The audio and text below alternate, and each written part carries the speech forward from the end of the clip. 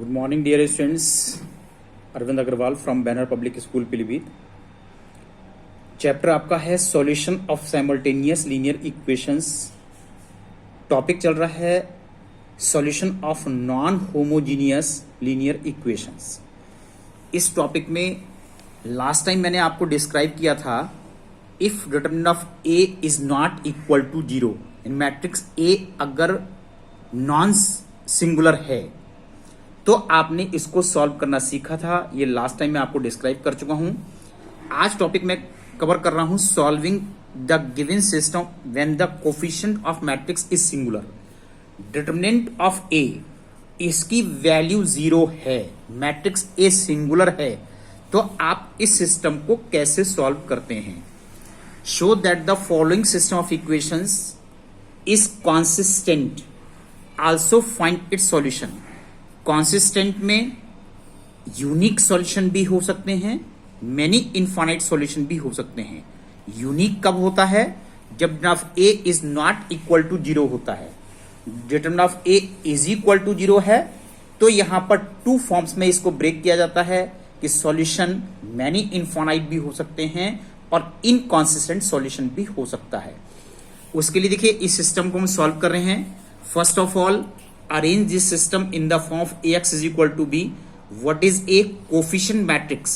x by z के coefficient 2 minus 1 3 first row, 3 2 minus 1 second row, and this is third row.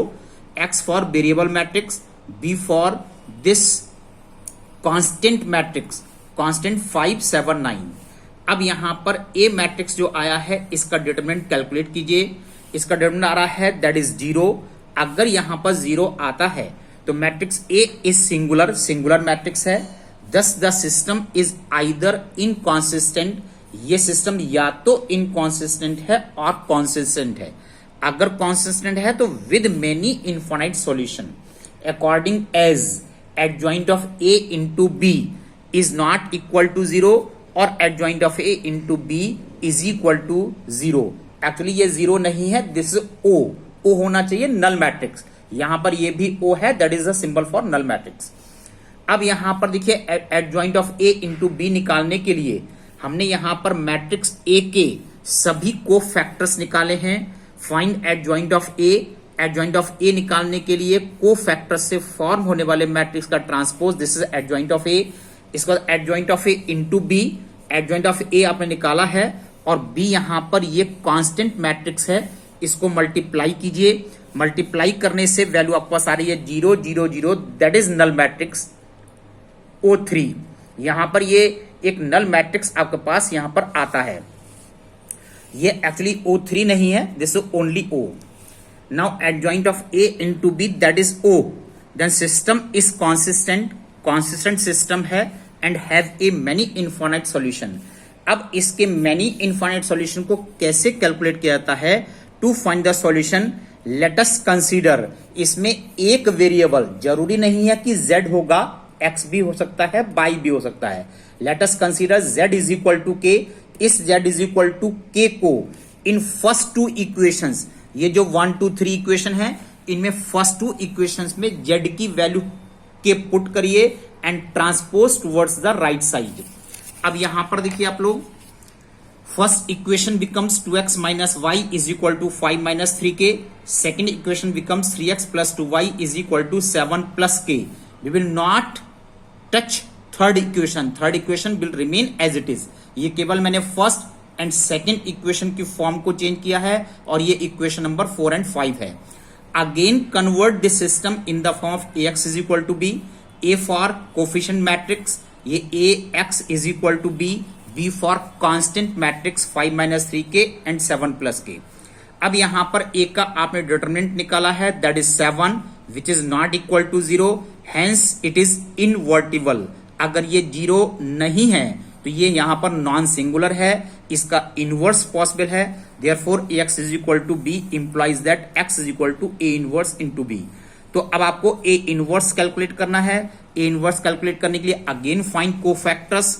इस matrix A को matrix A का inverse निकालना है। C11 C12 C21 C22 that is adjoint of A, then A inverse x is equal to A inverse into B.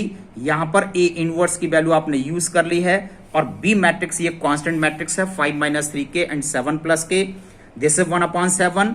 इनको matrix multiplication से multiply कीजिए, तब आपके पास यहां पर मल्टीप्लाई करने के बाद वैल्यू आ रही है 17 - 5k/7 एंड 11k - 1/7। तो x की वैल्यू ये हो गई बाई कंपेरिजन, y की वैल्यू ये हो गई, और z ऑलरेडी कंसीडर्ड था कि z is equal to k। ये आपके पास 3 वैल्यूज x y z की आ जाएंगी। What is k? k belongs to r, may be any real number. Now see one more example, this is very important, ये मैंने मार्क किया है, वेरी इंपॉर्टेंट एग्जांपल है। If matrix A find A inverse and hence solve the system of linear equation. देखिए hence का मतलब ये होता है कि आप यहां पर इस सिस्टम का सॉल्यूशन निकालने के लिए मैट्रिक्स मेथड का यूज नहीं करेंगे। इसके लिए आपको A इनवर्स नहीं निकालना है। पहले यहां पर मैट्रिक्स A है, फाइंड A इनवर्स। इस मैट्रिक्स A का A इनवर्स कैलकुलेट कीजिए। तो देखिए यहां पर इस मैट्रिक्स A का इनवर्स निकालने के लिए determinant not equal to 0, singular matrix है, इन्वर्टिबल है। यहां पर मैंने A इनवर्स निकाला है और ये आप लोग को सबको आता है निकालना। Try yourself, first find A inverse. इसकी मैंने आप लोगों को step by step process show नहीं किया है। अब यहां पर देखिए ये जो सिस्टम है, सिस्टम में ये कोफिशिएंट 1 2 1 -1 -1 1, दिस इज 1 - 3 1 1 - 3 1। तो एक्चुअली ये जो सिस्टम है ये Ax is equal to B नहीं है, क्योंकि जो गिवन मैट्रिक्स A और ये जो मैट्रिक्स A आया है इसमें आप लोग ध्यान से देखो तो इसमें 1 2 1 -1 1 1 - 3 1 इसके कंपैरिजन में ये ट्रांसपोज मैट्रिक्स है। तो यहां पर हम इसको A ना लिख करके A ट्रांसपोज से हम इसको रिप्रेजेंट करेंगे, क्योंकि ये जो मैट्रिक्स है इसके कंपैरिजन में ट्रांसपोज है। Therefore A transpose into X is equal to B, इस फॉर्म में आपको दिया गया है। Now A transpose into X is equal to B, therefore X is equal to A transpose inverse into B।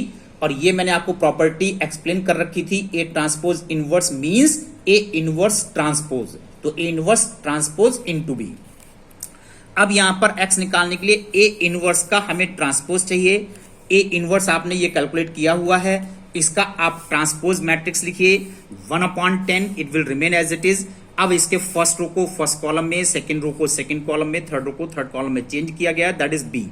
इसको matrix multiplication से multiply कीजिए, if you get x y z, x की वैल्यू 9/5 आ रही है, y 2/3, z is equal to 7/5 is the required solution.